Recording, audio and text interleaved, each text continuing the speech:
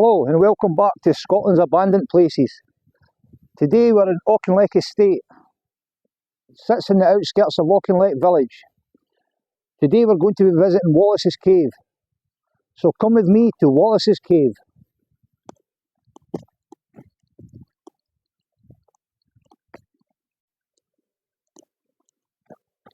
Wallace's cave is down here somewhere. This is my second time trying to find it. Fingers crossed today.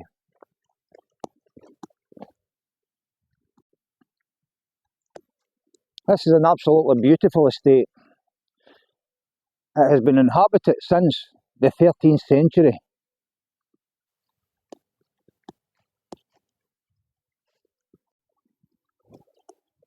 So in the 13th century, this estate was occupied by the Auchinleck family. Then later on in the 16th century, it was then acquired by the Boswell family.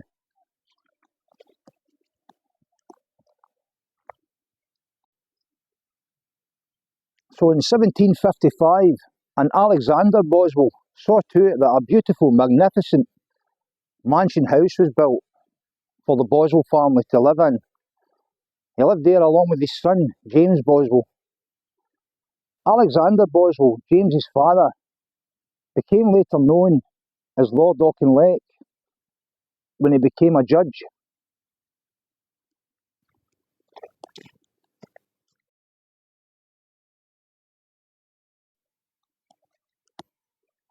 So Auchinleck House was thought to have been designed and built by the Adam brothers, the same three brothers that had a hand in building Dumfries House, also Culzean Castle and many other projects across Scotland.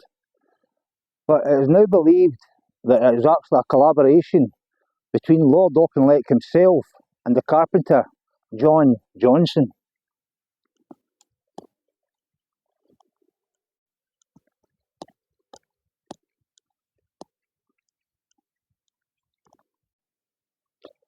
So Alexander Boswell, or Lord Auchinleck respectfully, lived to a good old age of 75 years of age.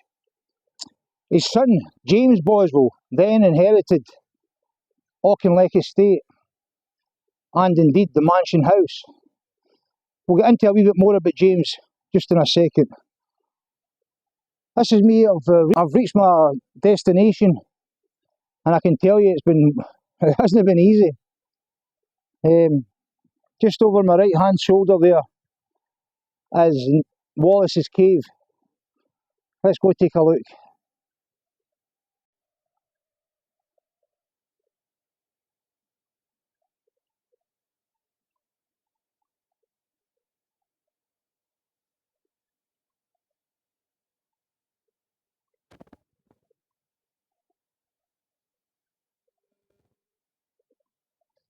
And there we have it, folks.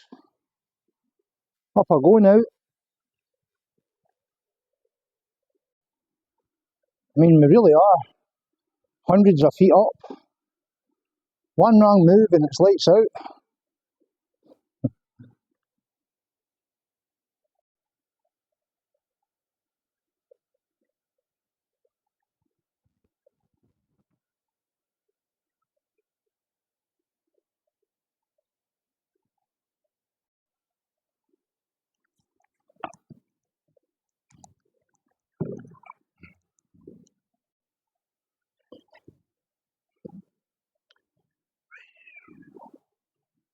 All right.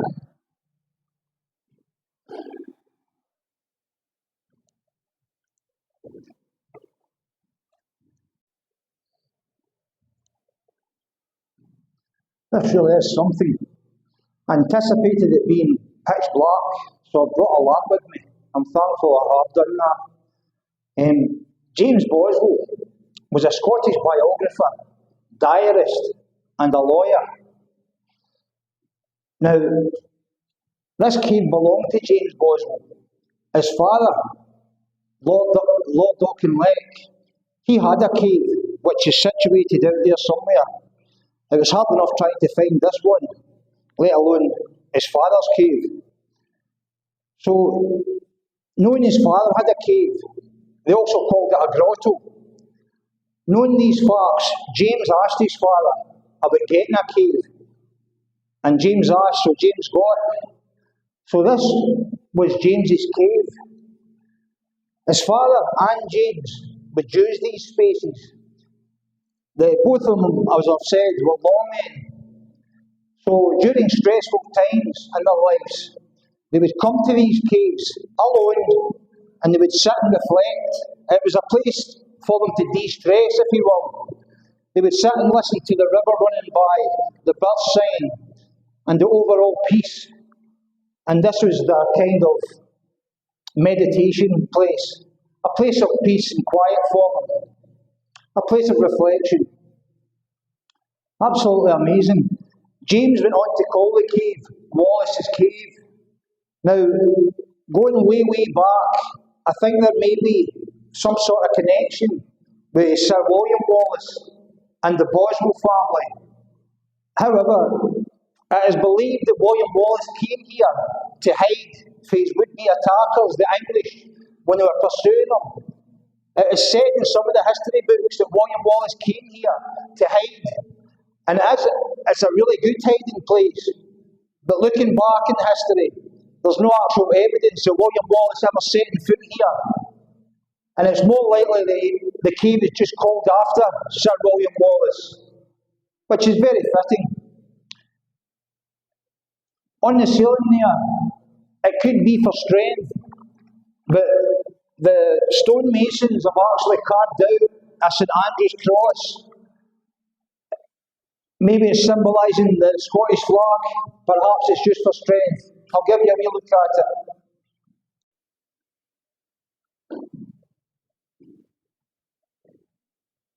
Absolutely stunning.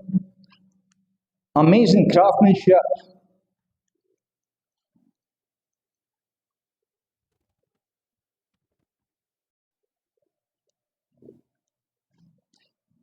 So the ceiling of the cave is 10 feet tall. It's been carved from red sandstone. You can literally see the chisel marks still on the interior. There's traces of black smoke there. Perhaps when James Boswell spent some time here, he would build a fire. Hence the smoke marks on the ceiling. Take time to look at the outstanding doorway, the outstanding window. They've been deliberately carved into an arch shape, resembling a church or chapel. Again, this could be for strength. That doorway there would have had a door on it back in the day, although the window doesn't show any sign of ever being glazed. The window starts wide here and it narrows, probably a deliberate design as well. Fantastic, dare I say, architecture. Superb.